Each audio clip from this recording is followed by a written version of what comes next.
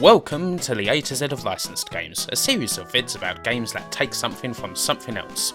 Today we cover something that goes against everything I hold dear. Okay, I won't bore you for 5 minutes with my opinions on McDonald's. I'll just say that I thought Eric Schlosser's Fast Food Nation was a compelling and persuasive read and leave it at that. McDonald's games are what's on the menu today, and, well, they're a pretty boring bunch actually. There isn't even that many of them. McKids, Mick and Mac, Donaldland. They're not bad games, but they're not that good either. If it wasn't for the license, there wouldn't be much here worthy of mention. But of course there is one exception to the rule. A game that brings the golden archers of hell in league with a company that would go on to be one of the most respected names in the industry. It is, of course, McDonald's Treasureland Adventure, made and released by... yep, you guessed it. This was Treasure's second game, coming just after Gunstar Heroes, possibly the greatest debut title in gaming history. And while it's not as good as that, it's still a quality title, way more than an advert game deserves. So you play as the big clown himself.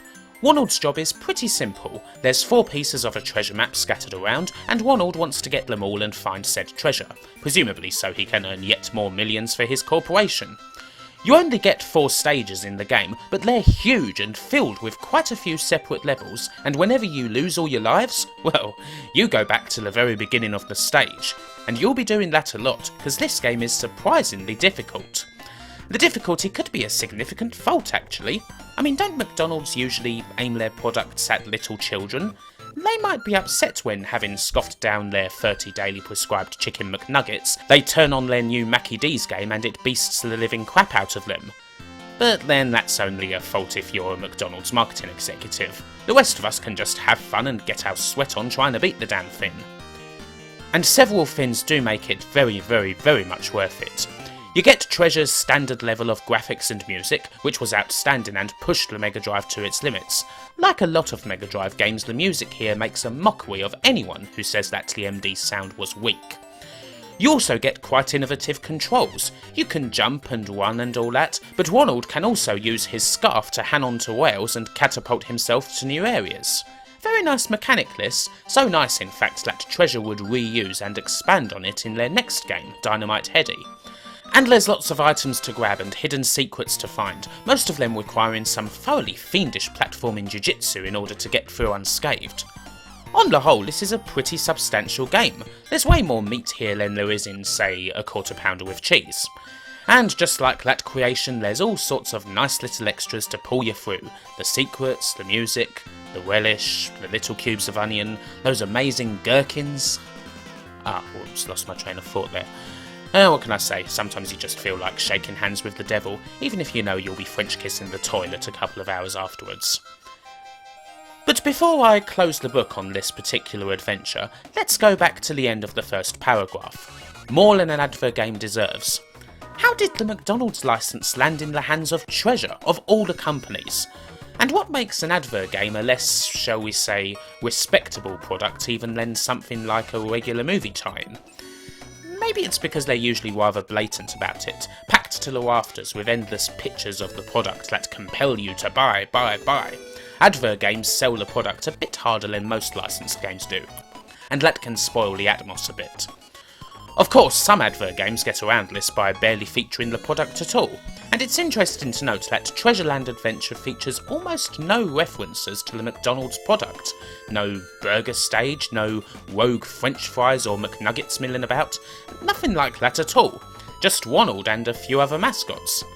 But then do you need anything else? Because more kids recognise the curly-haired clown than recognise Jesus Christ, so probably not.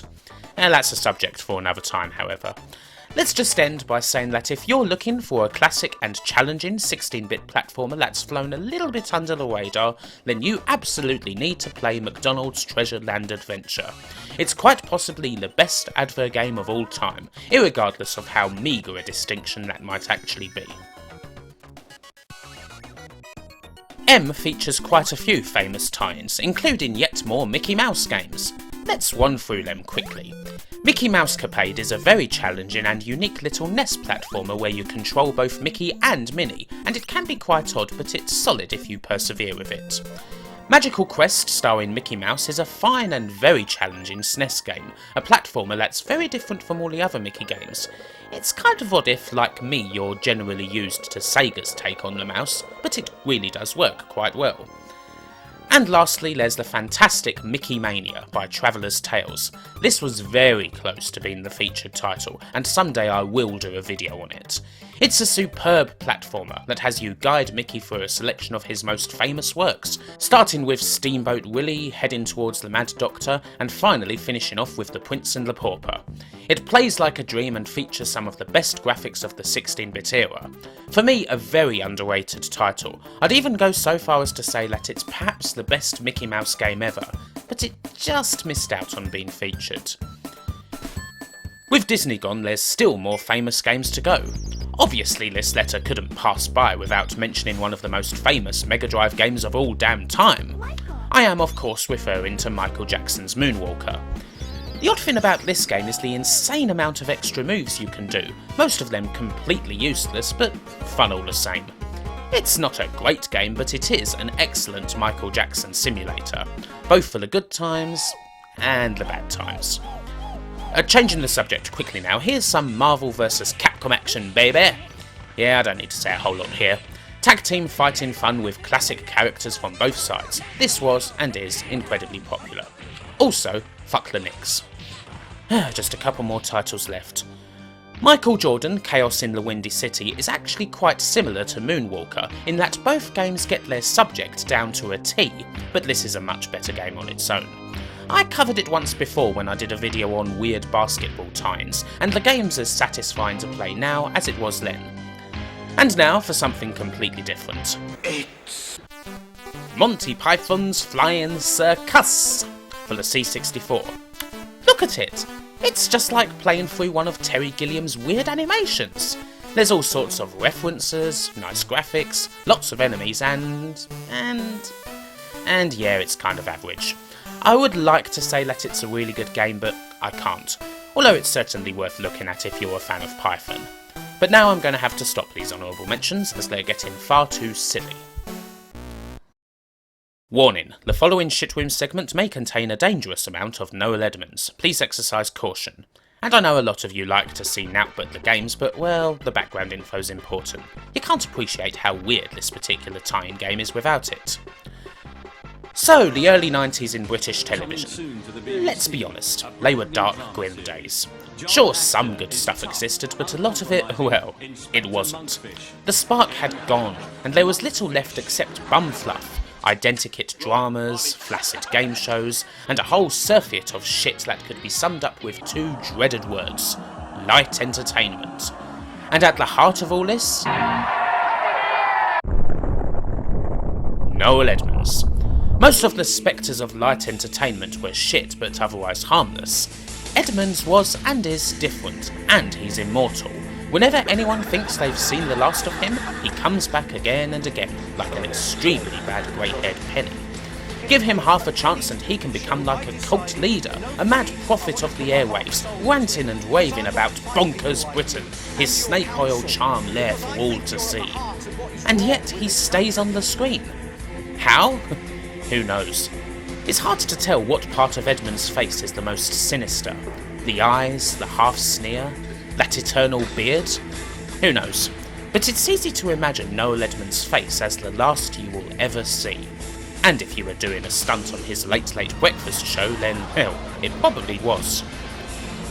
Anyway, Noel's vehicle in the 1990s was Noel's House Party, the kingpin of BBC's Saturday night lineup, brought to you live from Noel's estate in Crinkly Bottom.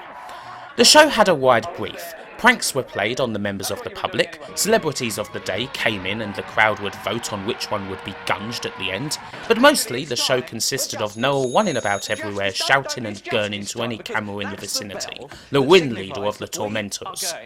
To paraphrase Hunter S. Thompson, Noel's House Party is what would have been on the telly 24 hours a day if the Germans had won the war. And one of the stars of the house party was a man in a big fat polka dot pink costume.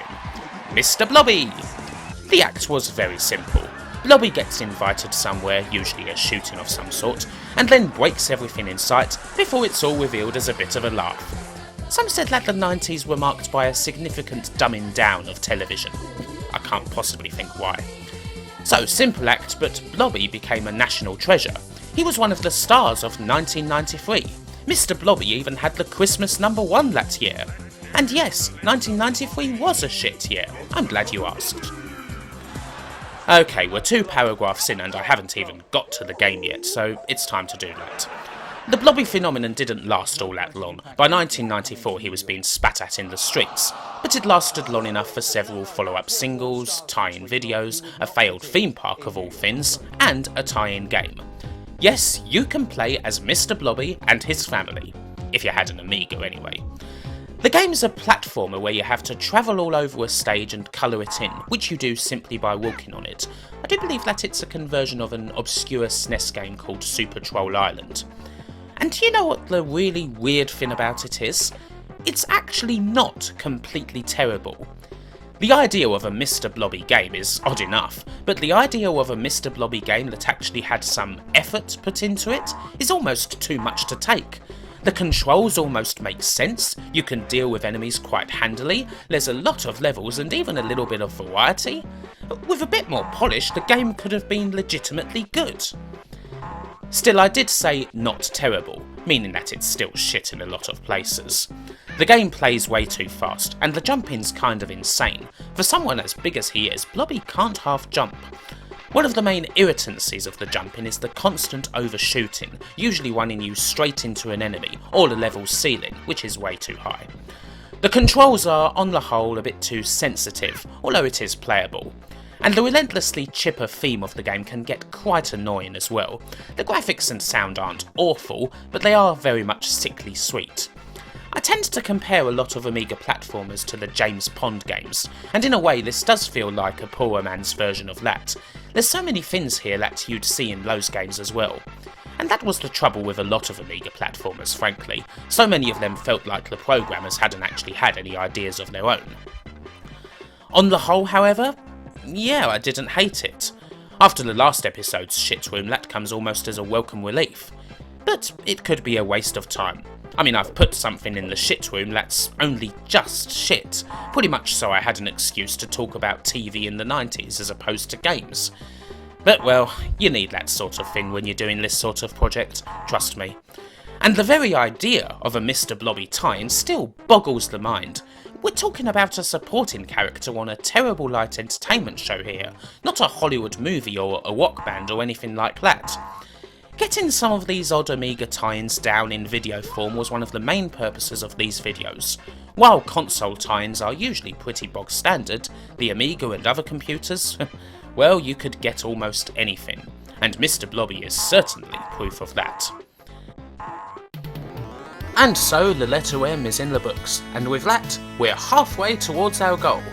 So next time's going to be a little different. I've been perusing through the comments you've made in the videos, and I've selected a bunch of games that, well, I quite simply missed out or forgot or just plain and well overlooked. So that's what we'll be doing next time before we go to N. So, until then, thanks for watching, and whoever you are, whoever you be, have a good one, take care, and I'll see you next time.